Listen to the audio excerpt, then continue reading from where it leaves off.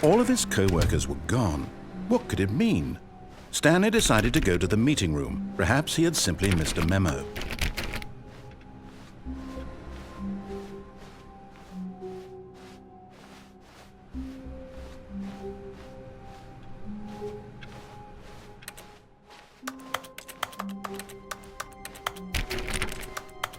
When Stanley came to a set of 2 open doors, he entered the door on his left.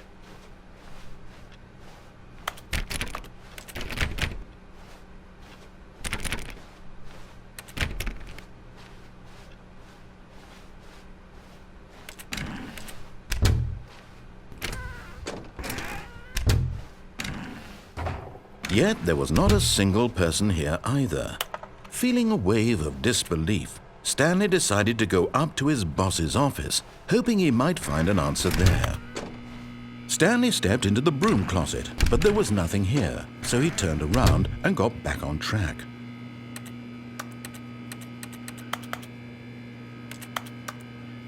There was nothing here. No choice to make, no path to follow, just an empty broom closet. No reason to still be here.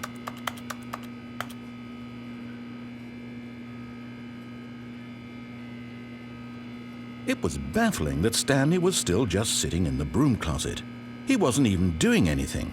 At least if there was something to interact with, he'd be justified in some way. As it is, he's literally just standing there doing sweet FA.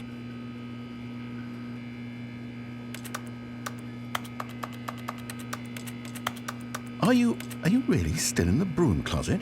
Standing around doing nothing? Why? Please offer me some explanation here. I'm genuinely confused.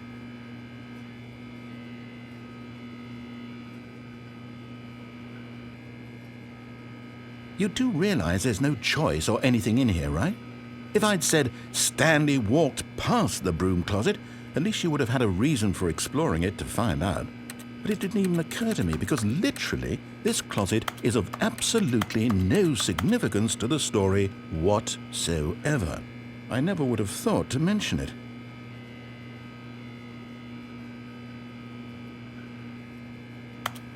Maybe to you this is somehow its own branching path.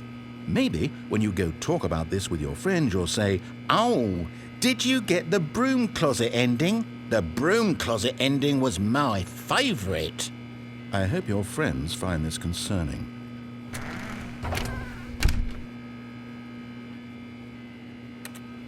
Stanley was fat and ugly and really stupid. He probably only got the job because of a family connection. That's how stupid he is. That or with drug money. Also, Stanley is addicted to drugs and hookers.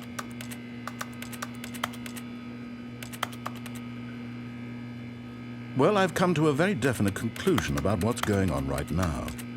You're dead. You got to this broom closet, explored it a bit, and were just about to leave because there's nothing here, when a physical malady of some sort shut down your central nervous system and you collapsed in front of your screen. Well, in a situation like this, the responsible thing is to alert someone nearby so as to ensure that your body is taken care of before it begins to decompose. Hello? Anyone who happens to be nearby? The person at this computer is dead. They have fallen prey to any number of your countless human physiological vulnerabilities. It's indicative of the long-term sustainability of your species. Please remove their corpse from the area and instruct another human to take their place, making sure they understand basic first-person video game mechanics and filling them in on the history of narrative tropes in video gaming, so that the irony and insightful commentary of this game is not lost on them. All right, when you've done that, just step out into the hallway.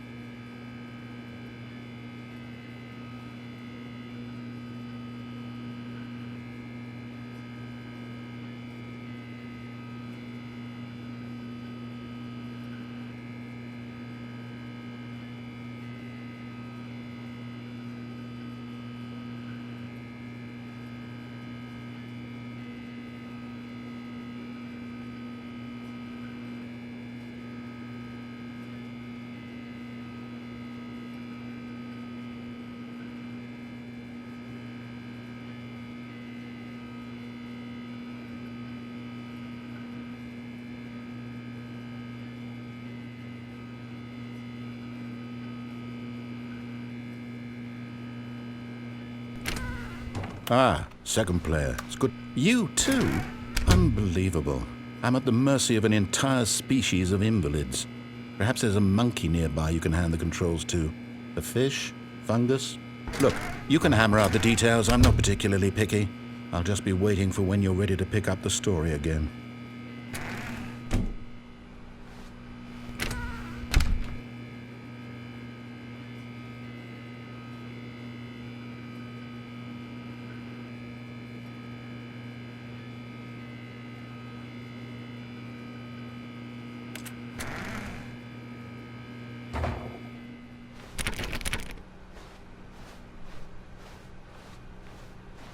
Coming to a staircase, Stanley walked upstairs to his boss's office.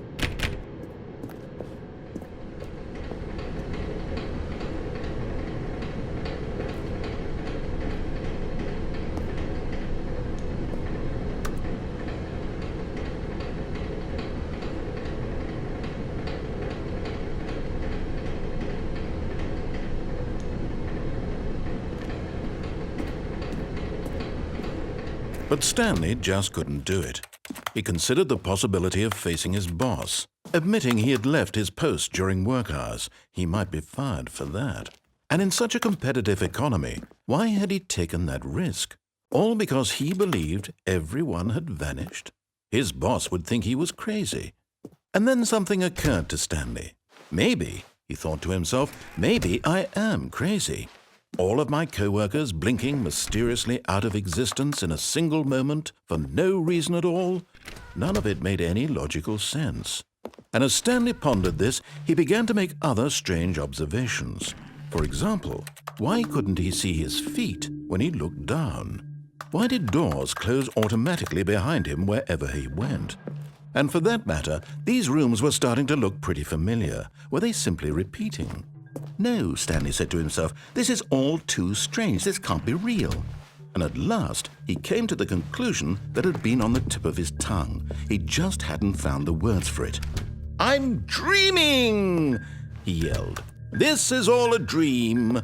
Oh, what a relief Stanley felt to have finally found an answer, an explanation. His co-workers weren't actually gone. He wasn't going to lose his job. He wasn't crazy after all. And he thought to himself, I suppose I'll wake up soon. I'll have to go back to my boring real-life job pushing buttons. I may as well enjoy this while I'm still lucid. So he imagined himself flying and began to gently float above the ground. Then he imagined himself soaring through space on a magical starfield, and it too appeared. It was so much fun, and Stanley marveled that he had still not woken up. How was he remaining so lucid? And then perhaps the strangest question of them all entered Stanley's head.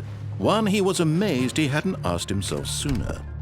Why is there a voice in my head dictating everything that I'm doing and thinking? Now the voice was describing itself being considered by Stanley, who found it particularly strange. I'm dreaming about a voice describing me, thinking about how it's describing my thoughts, he thought. And while he thought it all very odd and wondered if this voice spoke to all people in their dreams, the truth was that, of course, this was not a dream. How could it be?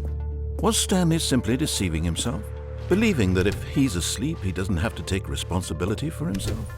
Stanley is as awake right now as he's ever been in his life. Now, hearing the voice speak these words was quite a shock to Stanley. After all, he knew for certain, beyond a doubt, that this was in fact a dream. Did the voice not see him float and make the magical stars just a moment ago? How else would the voice explain all that? This voice was a part of himself too. Surely, if he could just... He would prove it. He would prove that he was in control, that this was a dream. So he closed his eyes gently, and he invited himself to wake up. He felt the cool weight of the blanket on his skin, the press of the mattress on his back, the fresh air of a world outside this one. Let me wake up, he thought to himself. I'm through with this dream. I wish it to be over. Let me go back to my job. Let me continue pushing the buttons. Please. It's all I want. I want my apartment and my wife and my job. All I want is my life exactly the way it's always been. My life is normal. I am normal. Everything will be fine. I am okay.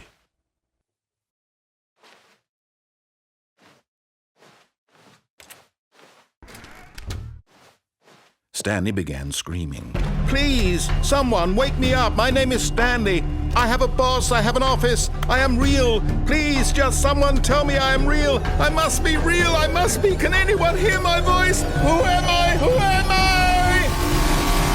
And everything went black.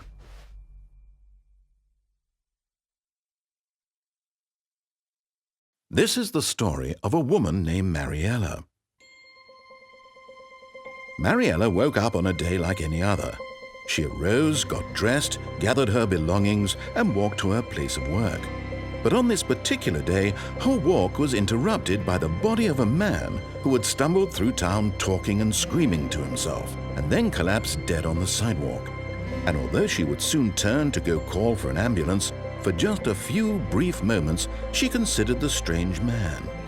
He was obviously crazy, this much she knew.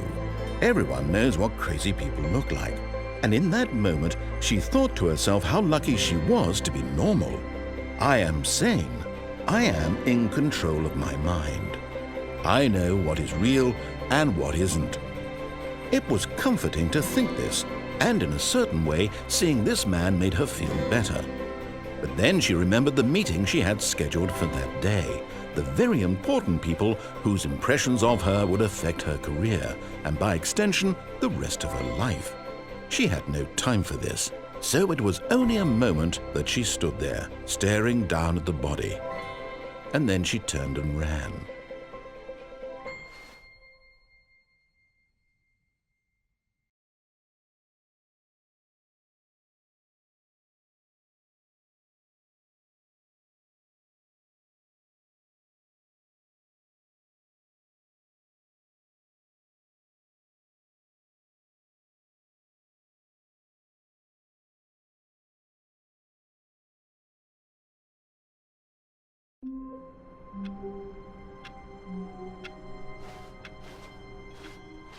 How long was I sitting there? Stanley wondered to himself. Minutes? Days? Centuries? Did something crucial happen while my senses were turned? He made a note to be more careful with time from now on.